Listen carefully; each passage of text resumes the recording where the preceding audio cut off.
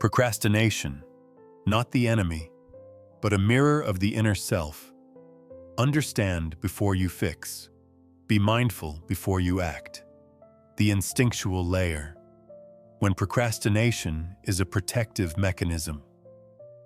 Have you ever promised yourself to wake up early at 7 a.m. to study, but when the alarm rings, you whisper inside, "Just 5 more minutes," and then somehow you wake up to find it's already 10 a.m.? Or maybe you promised to finish a report today, but got caught scrolling your phone making another cup of coffee, or cleaning a desk that's already spotless. If your answer is yes, you are definitely not alone. Procrastination is not a sign of laziness or lack of discipline as many believe.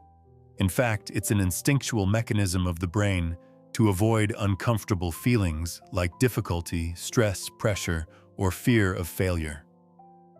When you procrastinate, your brain is trying to protect you from situations it perceives as painful or dangerous.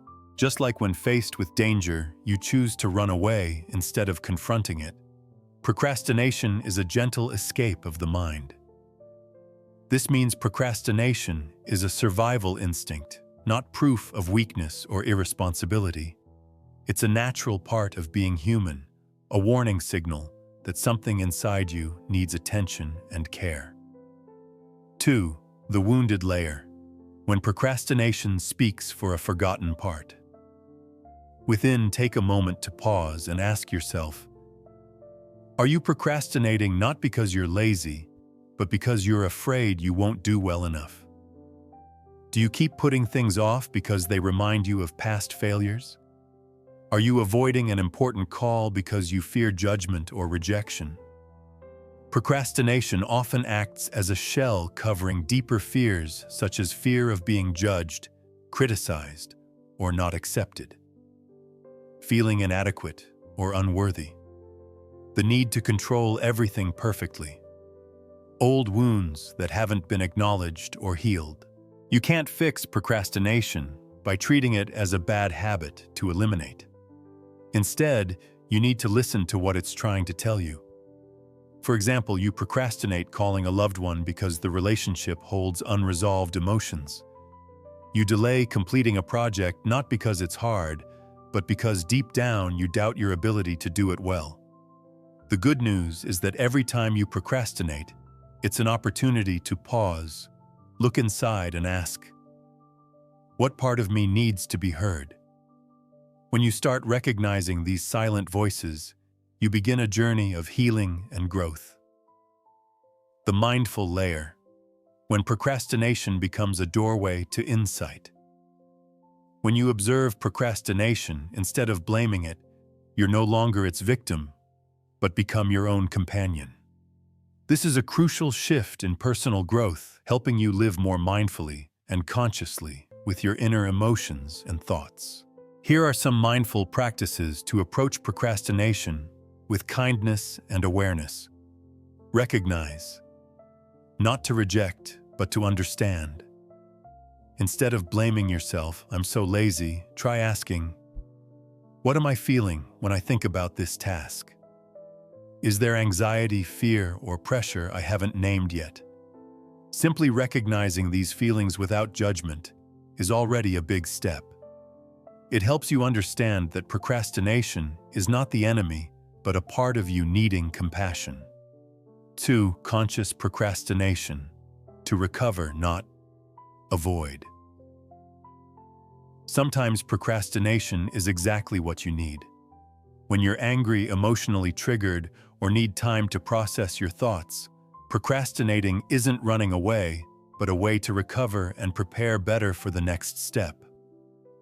You might say to yourself, I'm not reacting right now because I'm choosing to pause and understand better. This is mindful procrastination, a deliberate pause that helps you avoid rash decisions and unnecessary harm. 3. Start small. Not to win, but to move forward. Once you recognize and accept procrastination, try starting again with a small action. Promise yourself to work on it for just 5 minutes. No need to be perfect, just be honest with yourself. If you're not ready, keep observing your feelings without forcing. The goal isn't immediate completion, but reconnecting with yourself and creating a gentle step forward. Rewrite your story. Procrastination is a signal, not your identity. Instead of labeling yourself, "I am a procrastinator," try writing, "I'm learning to understand the procrastination inside me." Each procrastination is an opportunity to observe what's driving me. I might not finish today, but I'm getting closer to understanding myself. Changing your inner language frees you from negative self-judgments and opens space for growth and healing. Conclusion: procrastination is not the enemy. It's a teacher of patience and mindfulness. You may have felt guilty about procrastinating, feeling weak or unworthy. But try turning around and looking at procrastination as an old friend. You're here to show me what I'm not ready to face. You're teaching me to listen, not just act, especially with anger or impulsive decisions. Procrastination can be a temporary antidote, helping you avoid hurting yourself or others while giving you time to understand what's really going on inside. Quick tips to practice right now.